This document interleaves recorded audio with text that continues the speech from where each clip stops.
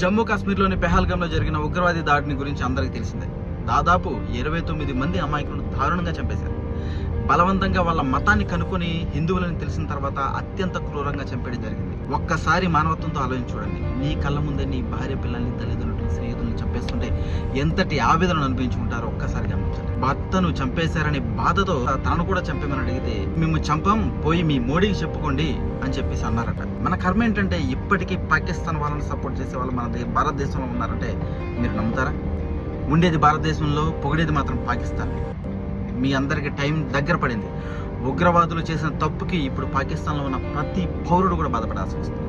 పోయి మోదీకి చెప్పుకోమని అన్నారు కదా, విన్నాడు ఆయన. అందుకే పాకిస్తాన్కి వెళ్ళే సింధు జలాల వాటర్ సప్లైని కట్ చేశాడు, రవాణాను ఆపేశాడు, ఇక్కడ ఉన్న పాకిస్తాన్ వాళ్ళని పంపించేస్తున్నాడు.